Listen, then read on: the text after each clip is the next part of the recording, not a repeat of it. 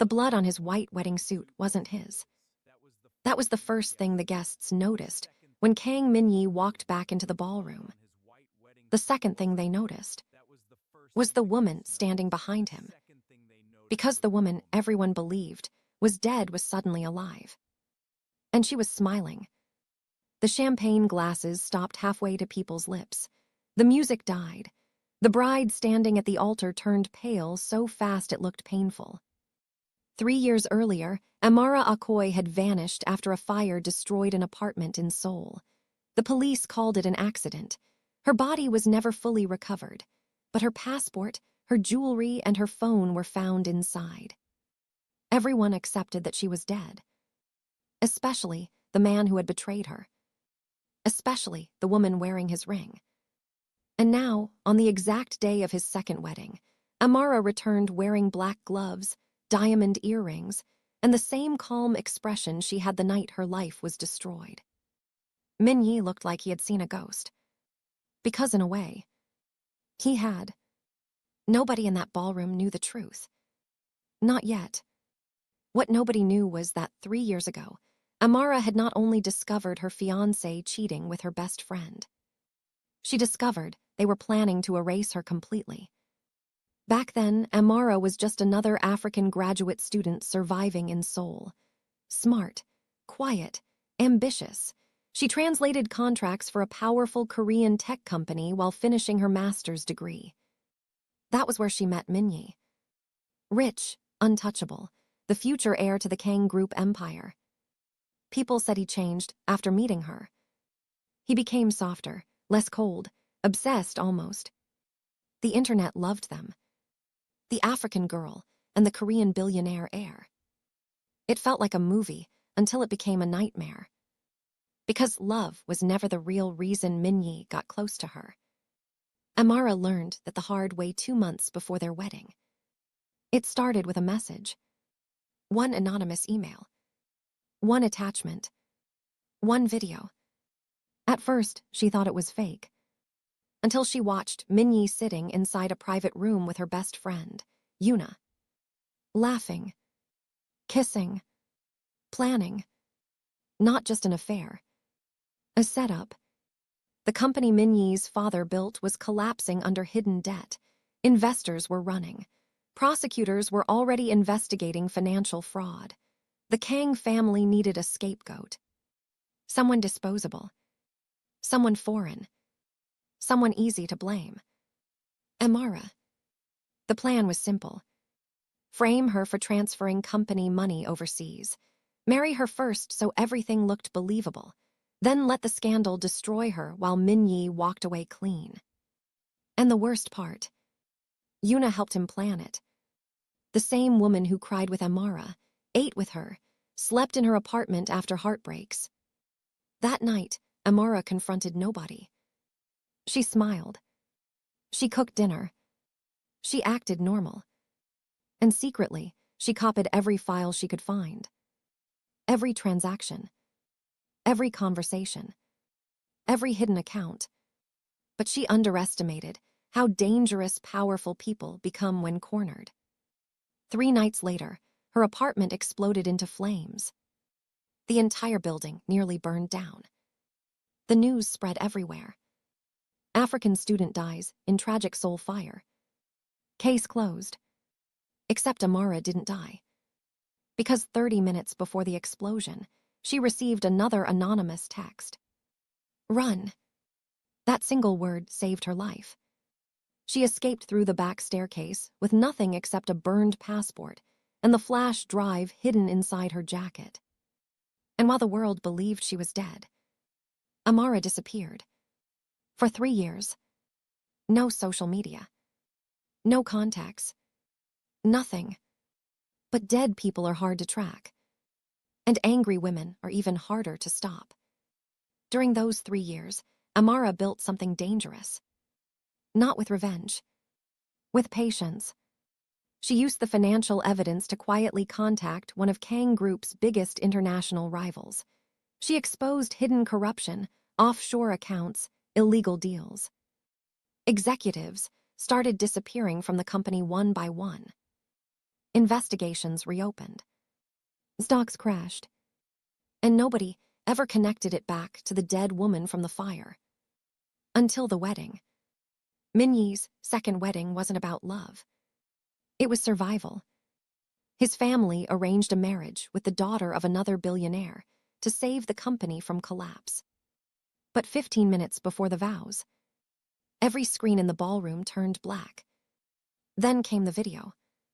Private recordings. Bank transfers. Secret meetings. Min-jae bribing officials. Yuna forging signatures. Executives discussing Amara like she was trash they needed to remove. The ballroom exploded into chaos. Guests grabbed phones. Investors stormed out. Reporters started calling immediately. And then Amara walked in. Alive. Beautiful. Untouchable. The bride collapsed into tears before the ceremony even ended. But the real twist came seconds later. Because Min-jae didn't deny any of it. He looked at Amara like a man drowning. Because somewhere during all those lies, he had actually fallen in love with her. And that made everything worse. He betrayed the only person he truly loved. That truth destroyed him more than the scandal. But Amara wasn't finished. Not even close. The next morning, Korean media exploded. Dead woman returns at billionaire wedding. Fraud scandal rocks Kang Group. International conspiracy inside Seoul tech empire. Min-jae's father suffered a stroke before noon. Company shares collapsed. Police raids began. Executives vanished overnight. And suddenly, everyone wanted Amara's story. But she stayed silent. That silence made her even more powerful. Because people fear what they cannot control. Then came the second twist. Yuna disappeared. Completely. No flights. No phone activity. Nothing. At first people assumed she ran away. But Amara knew better. Because 2 nights before the wedding, Yuna secretly contacted her. Begging. Crying. Terrified. She confessed everything. The fire wasn't supposed to kill Amara. Min-jae only wanted to scare her into disappearing. But his father changed the plan. The explosion became real. And once Min-jae discovered it, he turned against his own family. That was the real reason Kang Group started collapsing from the inside. Min-jae had been secretly feeding investigators information for over a year, destroying his own empire piece by piece. Not out of justice, out of guilt. And suddenly revenge didn't feel simple anymore. Amara hated him. But hate becomes dangerous when love survives underneath it. That was her real battle. Not revenge. Him. Weeks later, prosecutors finally arrested Min-jae publicly. Cameras surrounded him outside the courthouse. People screamed murderer. Fraudster. Monster. But before police pushed him inside the vehicle, he looked directly into one camera and said something nobody expected. She deserved better than me. That clip went viral across Korea overnight.